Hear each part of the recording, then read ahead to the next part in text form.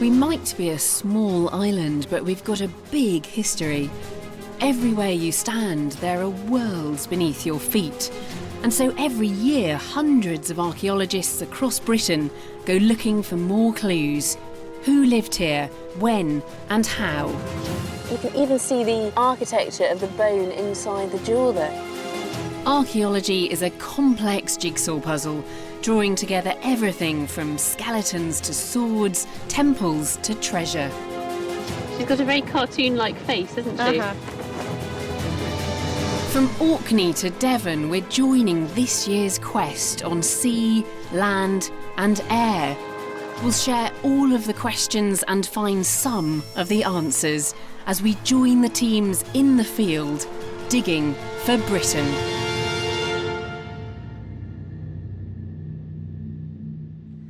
For me, the Tudor age conjures up images of magnificent kings and queens, daring adventurers, and an explosion of literature under writers like William Shakespeare. But this period was about much more than just those personalities. It was a time of enormous political, social and economic change which heralded the beginning of modern Britain. And I'm hoping that archaeology can offer us fresh insights into the Tudor world and even provide us with glimpses of the everyday lives of those who witnessed that momentous era. I'm searching for the vanished world of Tudor Britain. It's just beautiful. I get hands-on with discoveries at Shakespeare's house. I want to find Shakespeare's sock. I so want to find Shakespeare's socks. Learn about the popcorn of Tudor theatre and investigate a mysterious wreck from this age of exploration and trade.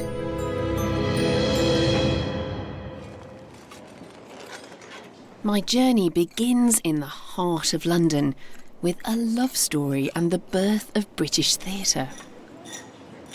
Romeo, Romeo, wherefore art thou Romeo?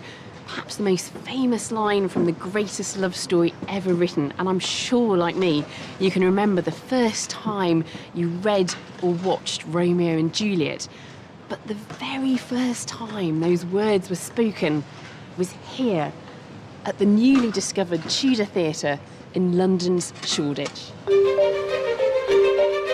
By a remarkable coincidence, as this site was being cleared to make way for a new theatre, the remains of a much older theatre were discovered.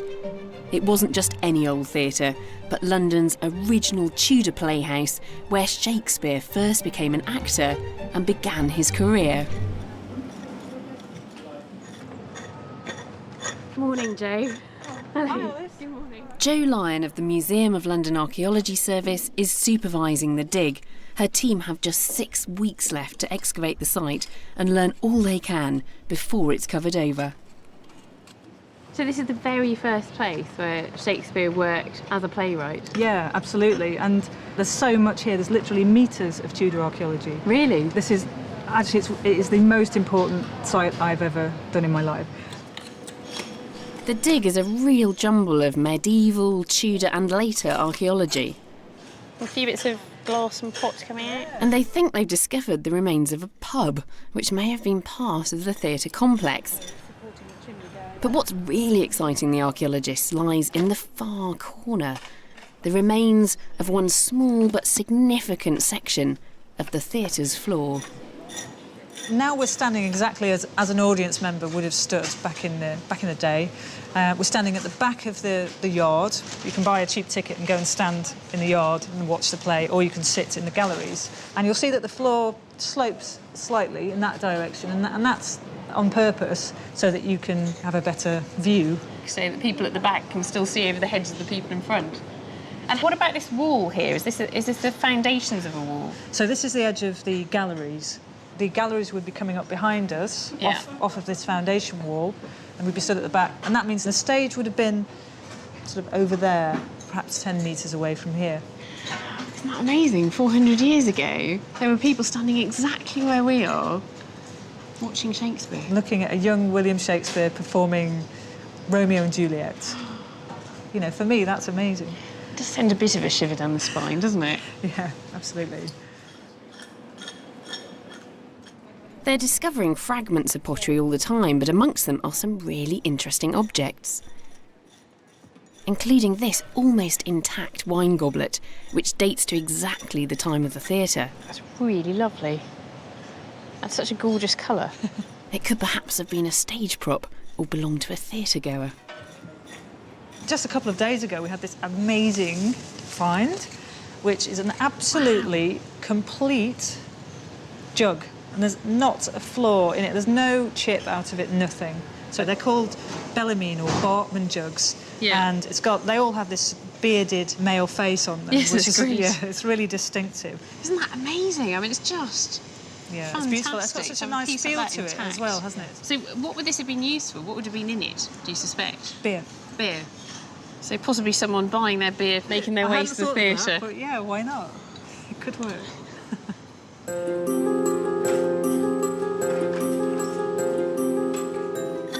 Well, the digging that's going on all around me will finish in just a few weeks' time, and then the site will be handed over to the developers, and very fittingly, a new theatre will be built here. We're just so privileged to get this glimpse into Shakespeare's world, because despite the fact the Tudors were so influential in shaping modern Britain, they're not an easy bunch to track down.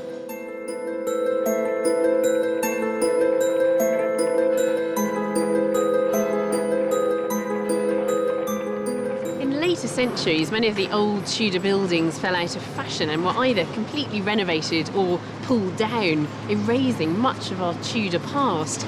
And since Victorian times, the fashion for deep cellars has obliterated many traces from earlier periods beneath the ground as well. So today, there are only fragments of Tudor Britain left behind, even in this, the capital of their kingdom, London. The River Thames was of vital importance to the Tudor kings and queens. London was firmly placed at the centre of their political power, and they ruled their kingdom from a series of palaces dotted along the river. Westminster, however, was not the real seat of Tudor power. That was several miles downriver, at Greenwich.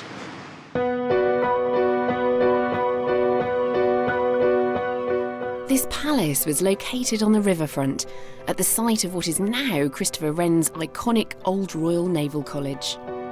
If I asked you to name a Tudor palace, chances are you'd say Hampton Court. But the palace that once stood here was much more important and much more interesting. But it's been largely erased from public consciousness. We've only just begun to understand the grand scale of the palace here, thanks to a series of digs over the last 30 years. Julian Boucher has been closely involved with revealing this forgotten Tudor world.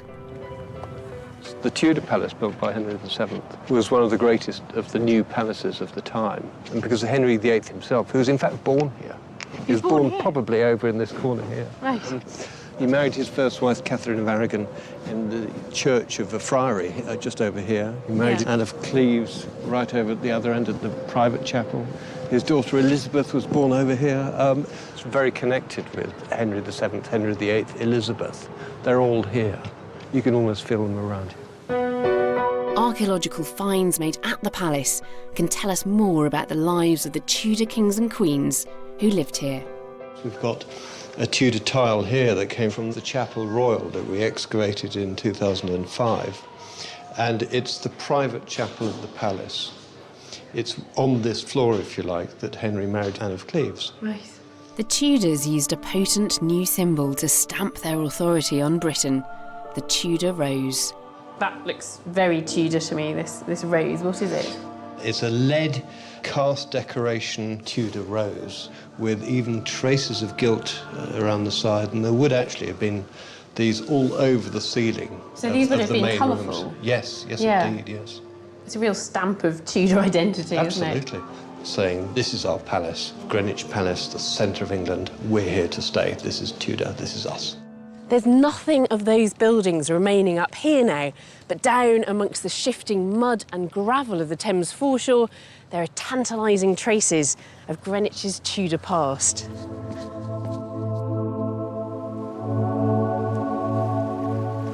On the foreshore in front of where the palace once stood, a team from the Thames Discovery Programme think they may have found a structure that linked the palace to the river.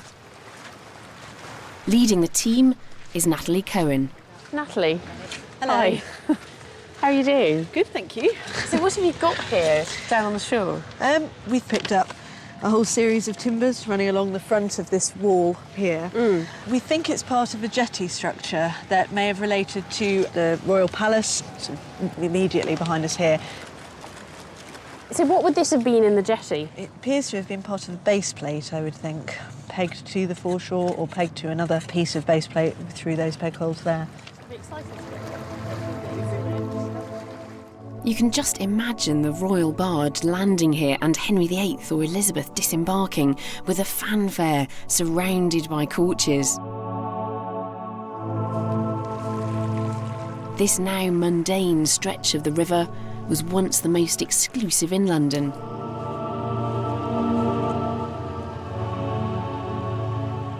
It's not just structures like piers and jetties that can be found here on the Thames foreshore. There's archaeology literally everywhere you look. There's pottery, bone, shell, fragments of clay pipe. It's probably one of the richest veins of archaeology anywhere in Britain.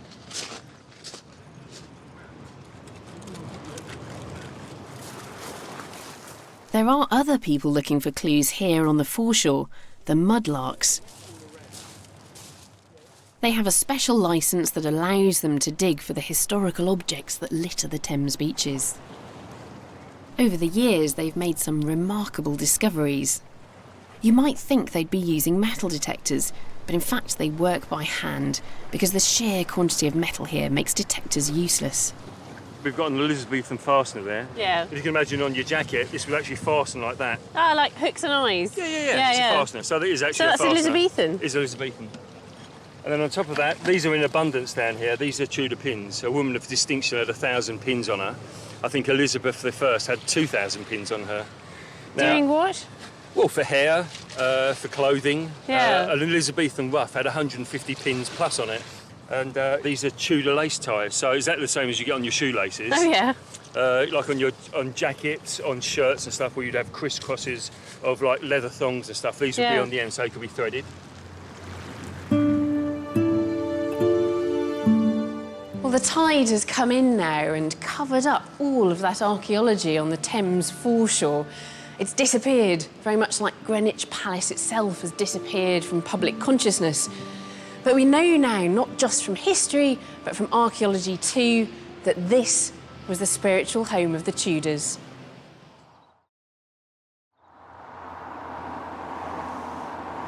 The raising of the Mary Rose in 1982 was one of those rare events that's etched into the national consciousness. But the recovery of the hull, along with thousands of artefacts and hundreds of bones, was just the beginning of a 30-year project that's still going on today. OK, well, if you'd like to come in here, Alice, this is going into our holiest of holies, our Holy Grail. Christopher Dobbs has been closely involved in planning the new Mary Rose Museum, which for the first time will display the objects and the hull together. Baskets and barrels and chests and fantastic bowls and plates. But this one, this absolutely superb bowl here, I think that this is probably a mess bowl. And to actually serve individually into plates or bowls to 500 down in the ovens would have been just too difficult. Yeah. So they almost certainly transferred the food from one whole mess into a bowl like this. And that then led us to possibly identify this. I mean, it might look like a very minor object, but it could well be a mess tag. So you'd almost have like a luggage label, because they may have cooked actually in cloth bags in the cauldron, because that would mean you could keep all the food for 8 or 10 people together, and you could tie like a luggage label onto this. And that's what they were used in later wrecks. Something's being tied down there. It was definitely a tag of some sort. Yeah. It's almost overwhelming being surrounded by the worldly goods of 500 men, all interred in one catastrophic moment. There's everything from dice to musical instruments. Look at that one, that's absolutely perfect. And even the combs they used to get rid of their lice. I mean, look at that. I can't believe that's a Tudor dagger handle, knife handle. It's just beautiful. Even mundane objects like grindstones used to make flour on board have a haunting quality to them. Many people think that the Mayros is something, the project is something that finished 20 years ago or something, but it doesn't, you know. Daily we're finding out new things and new stories and being able to tell things in new ways. There's just a phenomenal number of objects recovered from the Mary Rose. Look at these beautiful longbows, there are hundreds of them. And of course, we don't just have the personal objects that these people carried around with them. We do actually have the skeletons of the people themselves. During the excavations, the remains of 179 individuals were carefully recovered. As an anatomist, these bones provide me with a unique insight into the lives of these men. I can see some interesting things. I'm meeting Dr. Alex Hildred, who's a curator at the Mary Rose Trust, to uncover the stories of these men. There were particular places which must relate to blocking of access routes to getting off the ship, where you've got 20 or 30 individuals and far more bones than you can actually put into those individuals. People fighting to get off the sinking ship. Especially as there was netting across the only really open bits of the ship, had anti-boarding netting. I think it would have been horrendous trying to get off the ship. Gun ports were so tightly fitted to their guns that you wouldn't have been able to get through those easily. And did anybody manage to get off? About 35 survivors, but then people didn't swim naturally. It was quite rare to be a swimmer, so 35 survivors. 35 out of how many were there? 415 listed. The men on board were there to fight, and many of them would have wielded longbows, which were amongst the most feared weapons in the medieval world. One skeleton in particular provides a direct link to these devastating bows. This chap was found pretty much by himself in the hold of the ship, in the bow. But just literally above him was a wrist guard with the arms of England on it. So, you know, it's interesting to suggest with one of the tallest individuals, who's very robust, that, you know, he may well have been an archer, and that's what's been suggested in the past. He's incredibly well built. Now, some of that's going to be genetic, but some of it might be what he's actually doing with his body as well. But the skeleton has got this rather interesting condition at the shoulder where the tip of his shoulder has failed to fuse. I mean, what we're looking at is the end of the scapula, which starts off as a separate little bone like this, but should fuse during development. But here, in an adult skeleton, it has stayed separate. And there's been a suggestion that this is to do with heavy use of the shoulder. Well, archers, well, anybody, any male in England at the time would have to shoot a bow at least once a week from the age of about 7. So if somebody was good, needless to say, they probably would have been encouraged to do it more than once a week. Knowing that archery was widespread, I suspected other skeletons might reveal a different telltale sign of the damage that archery might cause. So this here is evidence for what we call rotator cuff disease, so this frilly bone here with the little holes in it, the pitting in it, which looks like osteoarthritis. Now, it's not osteoarthritis because it's not happening on the joint surface, but it's happening where the muscles insert that stabilise the shoulder. And this is associated with stress and strain on those tendons. We get rotator cuff disease happening in young people when they are cricketers or baseball pitchers. Or archers, maybe. Maybe. It is such a privilege to look at the bones from the Mary Rose. It's something that I've wanted to be able to do for a long time. And I think coming here and looking at the collection as well, I'm completely bowled over by it. There are so many objects and so well preserved from the wreck. And they really do make sense when you look at them all together, when you've got the ship and all those objects within it and the people themselves. We've got this very complete picture of the lives of these mariners in the Tudor period.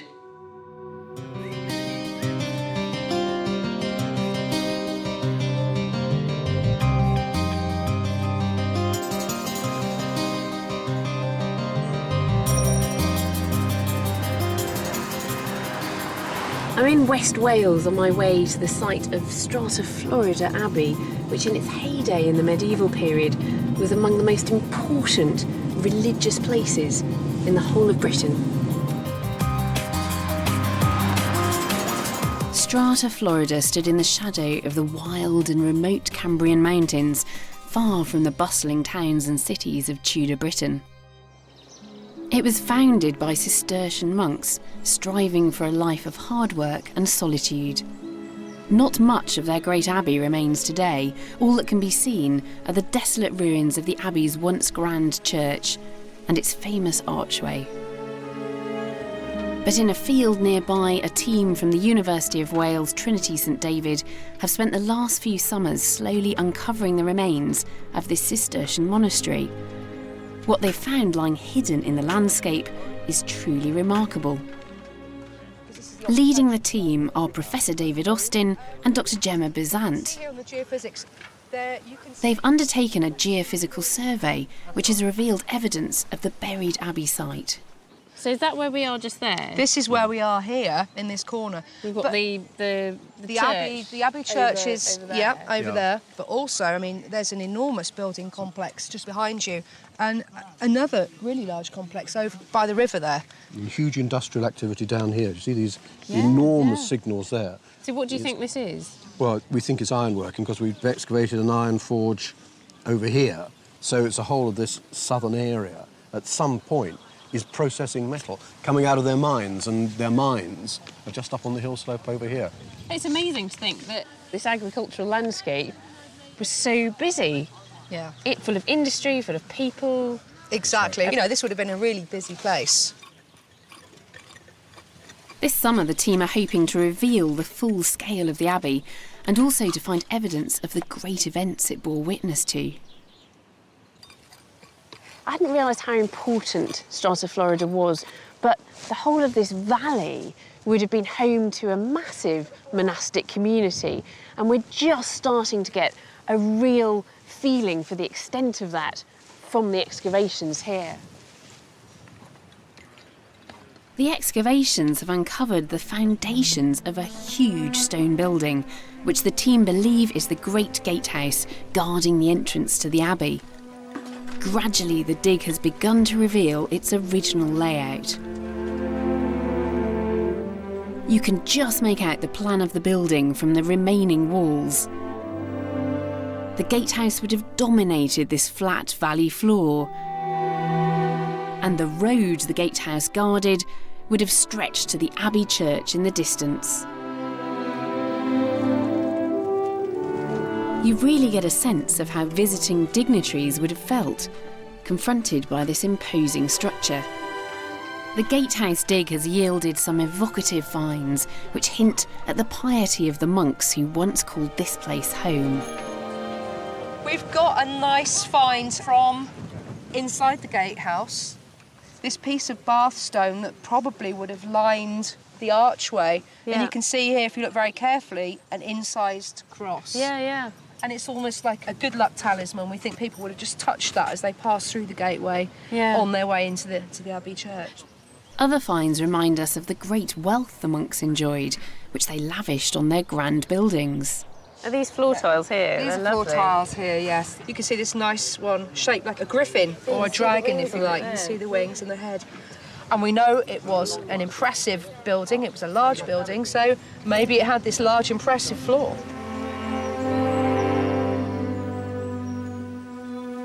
You tend to think of Cistercian monks seeking out solitude, finding some remote corner of the Welsh countryside. Now, it certainly is that today, but it wouldn't have been like that in the medieval period. And those monks were incredibly wealthy landowners, controlling all the agricultural land around here, as well as the lead mines. And the wealth they accumulated would be their downfall. After divorcing his first wife, Catherine of Aragon, Henry had set himself on a collision course with the Catholic Church. The Pope excommunicated the king, and Henry responded by declaring himself the head of his own church. The break with Rome was final. After Henry's schism with Rome in 1534, the time had come to finally crush the abbeys, which Henry's ministers had described as bastions of corruption and papal power. And rather conveniently, the king could seize the monastery's wealth for himself. Here at Strata, Florida, and across the country, the Crown seized the monks' wealth and land. The king then sold off the monastery's assets quickly to free up much-needed revenue. The greatest beneficiaries of this process were the middling gentry, who now had the lands to create new estates. Evidence for this lies just beside the Abbey ruins. So what have we got here? Well, this is part of the arrangements of the gentry house, which lies behind us here. It's now a farmhouse, but it was a gentry house, probably originally built around 1600. And when you say a gentry house, who were these gentry? Who would have been living in that house? It would have been a member of the Stedman family. They come with the Earls of Essex here in the early part of the 16th century. And the Earls of Essex acquired the lands of the Abbey, cheap off the crown, and then the aristocrats sell on to the local gentries, and so this money filters down through the system. And indeed, a lot of the houses in the surrounding area used the Abbey as a quarry and took stone from there. So it's not surprising that, in fact, the Abbey is in such a ruin and there's not much of it surviving. It is surviving, but it's not there, it's here. No, it's a quarry. That's what, it's an asset. We're in the early stages of capitalism. You don't leave assets lying around the landscape doing nothing, you strip them.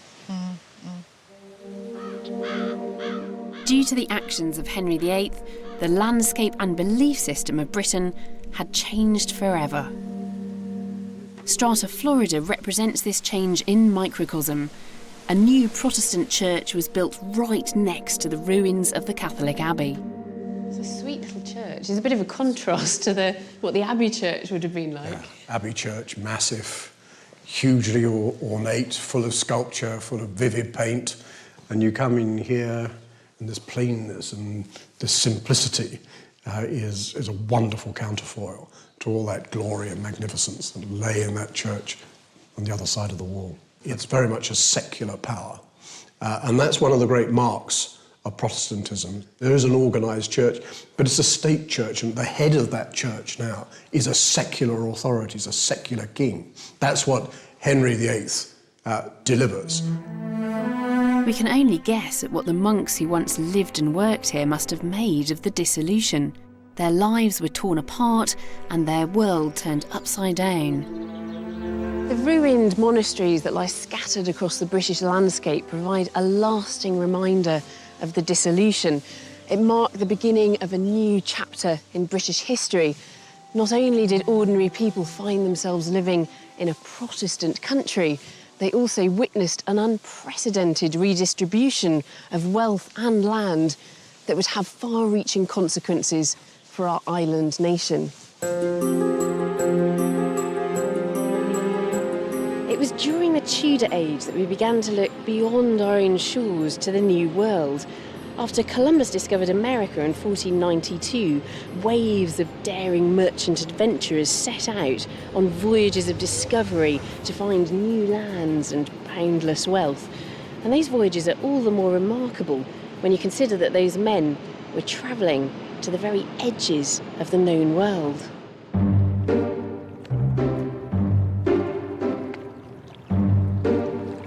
The remains of one of these merchant ships is now being preserved at a saltwater lake in Portsmouth. Today, a team of divers is going to inspect it for signs of decay. Well, this is what we've got to do today, guys. Gustav Milne has played a key role in researching this ship. Time waits for no man. What are you waiting for?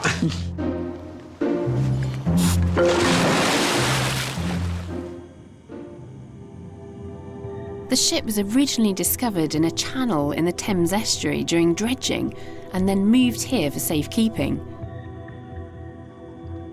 If the ship was simply brought to the surface, it would soon begin to rot away. By studying the remaining timbers, it's been estimated it was a sizable merchant vessel of up to 300 tons and 80 feet in length. Perhaps surprisingly for a merchant vessel, they discovered 4 cannon at the wreck site. You can just make out one of the surviving gun ports. These ships carried merchant adventurers across the globe and needed protection in uncharted waters. Despite all we know about this wreck, its precise identity remains a mystery.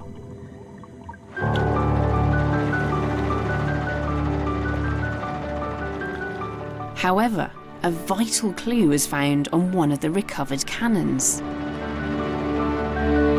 A team from the Royal Armouries, led by Phil McGrath, discovered an intriguing link with the most powerful financier of the Tudor age, Sir Thomas Gresham. The first thing that struck us was on the surface, quite clearly, we have the T and the G for Thomas Gresham. And then above that, we have the family crest in the form of a grasshopper. Gresham's legacy can still be seen in London's financial heart. The dissolution of the monasteries released a huge amount of capital into the British economy, and that money eventually filtered down to entrepreneurs like Sir Thomas Gresham. It was men like Gresham who would help create the City of London that we know today. He founded the Royal Exchange, which was the forerunner of today's stock exchange. Sir Thomas Gresham worked directly for the Tudor kings and queens and even helped save Britain from bankruptcy by manipulating the foreign exchange markets. So the Gresham ship provides us with a tangible link back to the beginnings of modern capitalism. In the labs of University College London, they're working to discover more about the ship's role and her crew. Many of the artefacts recovered are metallic, and during a reaction with salt water, some of these objects have become encased by what archaeologists call concretions. By removing these concretions, the team hope to reveal the secrets of the Gresham ship. Processing this work is dirty, messy, heavy work. We're using large tools, not delicate scalpels, and we're creating a lot of mess. A huge variety of objects have emerged from within the concretions. Now this, I think, is the most exciting find that we've discovered from the concretions. And what we have here, we have an additional cannon, which is represented by this powder chamber. That is fantastic. That really is a find and a half. Worth all that bashing. We thought we had 4 cannons. We have an additional powder chamber now, which suggests that there was another cannon on board. Their research has shown just how heavily armed this ship was. And it's also revealed the cargo, which needed such formidable protection. They've discovered numerous metal ingots, some of which are solid lead. These would have been very valuable and vital for industry and warfare. This is the first time I've seen these ingots, and these are, one, extremely heavy. Just get a load of that. No, I can't, sorry. I can't lift that. And we've got 3 of a cargo of potentially 2,000 of these ingots. Imagine 2,000 of those in a ship. That is a robust vessel. But some of the most moving objects are those that tell us about the ship's crew. The small metal finds associated with the concretions, I think, have been particularly exciting. We have a couple of spoons, silver spoons, tableware, possibly from the captain's table. They're fairly high-status objects. So what do you make of this? Wow. Is this his candle holder? The other possibility is as a salt holder. The intriguing finds which the team at UCL carefully smashed out of those concretions provide us with a snapshot into bustling Tudor London. You can just imagine the Gresham ship sailing up the Thames, laden down with iron, tin and lead. These ships brought prosperity to the city, and they fuelled whole new sectors of the economy, like entertainment, which sprang up in a big way to help the Londoners spend their hard-earned cash.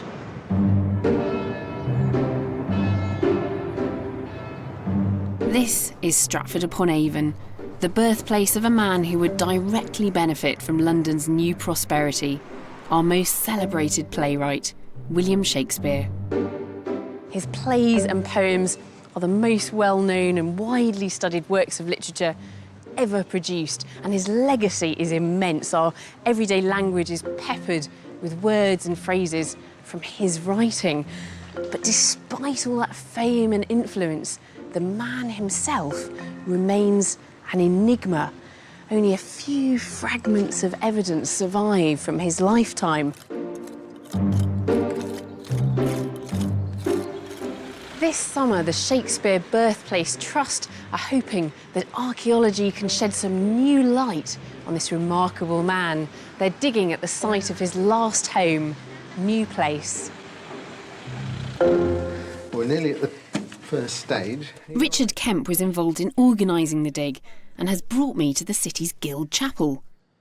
This medieval church would have stood right next door to Shakespeare's house and today provides us with a fantastic bird's-eye view of the dig. Now, Shakespeare's house basically occupied this space. So what would the house have been like?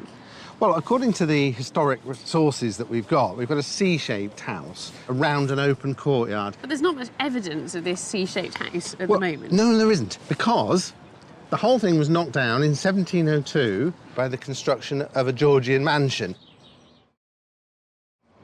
The area at the back of the site is exciting the archaeologists because it's here that the house's rubbish would have been buried. There's a real mix of archaeology here, and the team have found 14th century pottery right next to 18th century rubbish. An intriguing feature has emerged, a large, mysterious pit. Kevin Coles, the lead archaeologist on site, and Richard have conflicting theories as to what this is. I think it's a pit that's obviously been used to burn something. Right. And we're digging it out now to see if we can find the bottom, where hopefully there's charcoal and lots of burning that we can find evidence for. Richard has a more intriguing theory. He thinks it's a filled-in well. If it is a well, it goes deeper, and the stuff's waterlogged. And when it's waterlogged, you get even more evidence preserved, or all the organics, like the socks. I want to find Shakespeare's sock. I so want to find Shakespeare's socks and shoes and stuff that, you know, gets thrown away and normally rots down. Yeah, I suppose we're familiar with the idea that things survive in peat bogs, but equally well, things might survive in the bottom of a well. Exactly, exactly. Now, maybe this is just a pit, but if it is a well, it will take the team a while to get down to the waterlogged levels where there could be surviving Tudor rubbish. Have you ever done any archaeology before? Nope. Are you enjoying it? Never. Oh, I love it. I love it. It's absolutely wonderful. Just being here, you really get a sense of the excitement and passion of everyone on site, all hoping to find something Shakespearean. I mean, we don't do pot washing all the time. We do troweling as well. But you can say fines processing. That's always Fines sounds processing. better. It does. Yes, You're right. Washing pots. Yes, it certainly does. It pretty much gets no better than this, really. You normally dig sites which are Roman or Iron Age, and you can't really put yourself into the shoes of the people who lived and worked on that site. But the archaeology of this particular site is just all about one man, and it's his life and times, and you can really begin to feel you're linking to the person as we're excavating down through material which he would have walked on or threw away. Yeah. Kevin and the team have already made some fascinating discoveries. We've got this stone roof tile here with the hole where the nail would have been to hold it in place, and that begins to build a picture of what the building may have looked like. So you've got fantastic yellow stone tiles on the top. We're also finding more sort of domestic household objects. Is that a plug? It is a plug. It is indeed a copper plug. Then we move on to more Tudor pottery now. So you've got this green glaze Tudor cooking pot with burning on the bottom. So this pot was put over heat. This was used. Yes, exactly. You can see it. Yeah, you can see the edge coming out there, almost like a skillet. Exactly, like a frying pan, and that's perfectly in line with the sort of 16th century date that we're looking for, really. Could have been used by Shakespeare. You could be holding something that's been touched by William Shakespeare. Yep.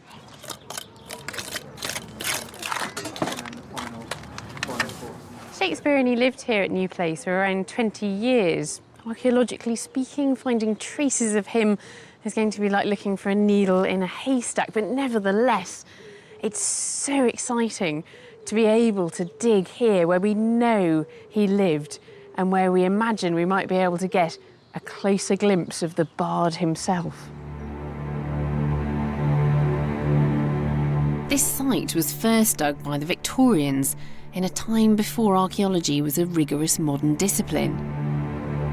Rather intriguingly, they built a number of puzzling walls and sealed brick boxes to preserve what they found. You can feel the buzz of anticipation as the team prepare to open one of these boxes. Here we are basically excavating the cellar area. These are all these almost brick boxes. So we're just about to open the last one of them and see what we can find. Really exciting. So shall we? So it's like the opening of Tutankhamun's tomb. Almost. I know how Howard Carter felt. That's the side, I think. It's thrilling to think that after 150 years, its contents will be revealed. Snails have got in there. Snails? Well, not exactly like Tutankhamun's tomb, but there is something else in here. That's interesting. So, Kevin, what do you think we've got here? What I think we've got here is 1702 cellar walls of the property that replaced Shakespeare's house on this site. Whether any of these bricks are reused from Shakespeare's house, we'll have to look at. So these could be Tudor bricks, but they've been reused? Yes, basically the thinness of these bricks seem to suggest that these were quite old. So these might be 16th century bricks, Tudor bricks. It definitely feels like we're getting closer, but Shakespeare seems to be just out of reach here at the dig.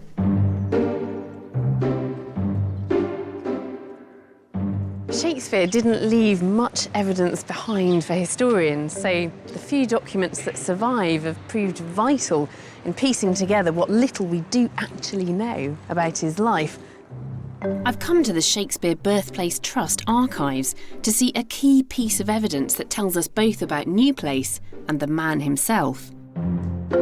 Dr. Paul Edmondson is a leading authority on Shakespeare's life and works. This is known as the New Place Fine, and it established Shakespeare's legal entitlement to the property, in which Shakespeare pays £60 for. And because the purchase deed was usually half the cost of the overall property, we suspect that therefore Shakespeare paid £120 for New Place. That must have been a decent amount of money back then. Quite a lot in those days. Just remember that a schoolmaster at that time earned £20 a year. It just kind of gives you the scale of the investment. And a kind of juicy fact about this particular purchase is that the person who lived there before Shakespeare was murdered by his son, Fulk Underhill, who was executed at Warwick, and the surviving son, Hercules Underhill. Fantastic Isn't name. that fantastic? Yeah. And is the one who's involved in this purchase deed. It's the biggest privately owned residence in Stratford. Yeah. And Paul, even though this isn't a document that Shakespeare wrote himself, No. we can imagine that he would have held it in his hand. Oh, absolutely. He saved money on it too, because you'll notice that there's a space here for a grand capital letter, which has never been filled in because it'd been more money, which is good to know. Like, paid my 60 quid, that's enough, thanks very much. Well, the team haven't found anything that can change our understanding of Shakespeare just yet, but I do feel I've got a sense of this man, his wealth and his thriftiness.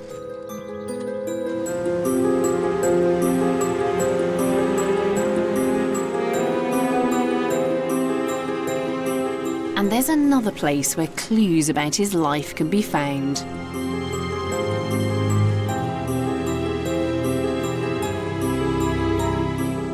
Like many young men of his time, Shakespeare left his home in the provinces and came here to London to seek his fortune. The streets weren't exactly paved with gold, but nevertheless, it was here, in the thriving city, that he made his name. We've already seen Shakespeare's earliest theatre being excavated, but discoveries at the Rose and the Globe playhouses in the late 1980s have helped build a picture of the world in which he lived and worked. This very ordinary-looking building contains an extraordinary archaeological collection. It's the Museum of London's Archives, and it's the largest stores of its kind in Europe, housing over 750,000 individual objects, including those found at the Rose and the Globe playhouses. I'm here to see Julian Boucher, who has led the research into these playhouses. Julian, we meet again. Oh, Alice. Hello, hello. Good to see you again. Through this labyrinthine. Here, finds from across London are brought to be washed, dried and catalogued. The same system is used for the thousands of finds from the Rose and Globe digs. Come in here, where it'll all get dried out under control. After 20 years' work, Julian and his team have just published their findings. The artefacts recovered offer us fascinating clues about life in Shakespeare's theatres. Well, the interesting thing really about the playhouse is that it's the beginning of modern theatre. These are purpose-built venues, and you had to go through a door and pay money, and this is what you paid. You paid a penny to get in to the main door, so you could stand in the centre, or you could pay another penny to get into the galleries around the edge, and a third one to sit at the top where you get the best view. So they all went into one of these ceramic money boxes, of which we've just got the lids. So this would have been a completely sealed pot? Oh, yes, like piggy banks. They've got a little slot in the side there where the coin's going to go. And at the end of the day, they would have gone back to the sort of management area, if you like, which is where they were smashed. That's why we have the pieces. And the whole lot, all the money emptied into a box, and that's the box office. And is that where we get the term box office from then? Absolutely, these yes. Tudor theatres? Yes. So a lot of the other evidence we're looking for is what people are consuming inside the building. We know about people who'd have the kind of the usherette's tray of pints of beer, even bottled beer. Yeah. And here we've got one of the most common comestibles that they've got are hazelnuts, found underneath the galleries around the edge. So these hazelnuts are the popcorn and peanuts. Absolutely, of the Tudor yes. era. It's the Tudor popcorn. And of course, the other new comestible that we find in the theatres is the evil weed. Tobacco that had only been brought to Britain about 30 years before, in the 1550s or so. And these very typical Tudor pipes, they're all very tiny because I think it's probably related to the price of tobacco. Right. You can't fit much in there. So this is the new fad? It is, and certainly quite popular. As well as objects associated with the audience, some of the finds might relate to the actors themselves. This is a brush, a very tiny, delicate brush made of bone, a nice little bone handle, with just a fragment of its bristles left. The exciting thing about this is it's just the sort of brush that actors would use for makeup. And don't forget that Shakespeare was an actor as well. So we're looking at Shakespeare and his fellows probably rushing off to do the final bit of makeup before walking onto the stage, which is really rather nice. Isn't that lovely? But these stores also contain evidence of Elizabethan London's darker side. Outside the city walls, prostitution, gambling and brutal blood sports were commonplace.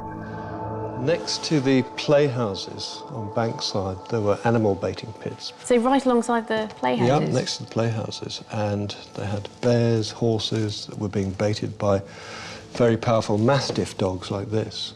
This was found in one of the bear baiting rings next door to the Rose.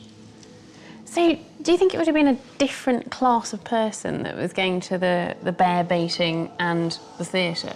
I'm afraid not. They regarded it all as part of an afternoon's entertainment.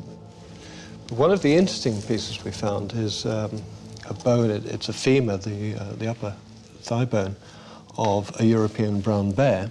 In fact, we found teeth marks here, which our faunal osteologists have identified as precisely the sort of teeth made by a mastiff. And the playhouses and the bear baiting arenas were outside the city? The city was becoming under increasingly puritanical jurisdiction, and these sorts of activities were slightly frowned upon by the city fathers. So they're very much situated outside the city, particularly in areas like Bankside. The plays, the blood sports, the brothels, the drinking dens, the gambling dens. The seamier side of Tudor life. Yes.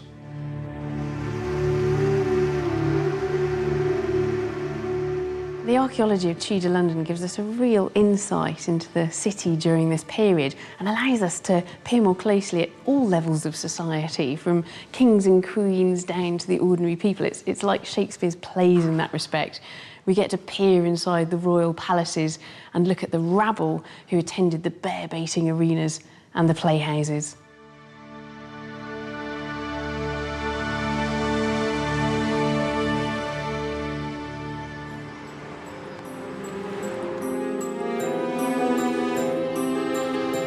The digs and dives I've visited across Britain this year have allowed me to reach out and touch the men and women who lived during the Tudor age.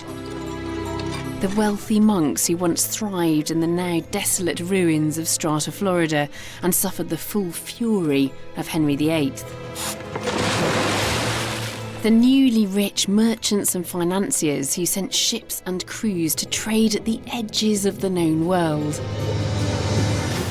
And the men who fought and died for their king as the Mary Rose went to the bottom of the sea. Isn't that amazing? And most thrillingly of all, Shakespeare himself. Sends a bit of a shiver down the spine, doesn't it? But as always, archaeology has unearthed just as many questions as answers, and so the digging for Tudor Britain continues.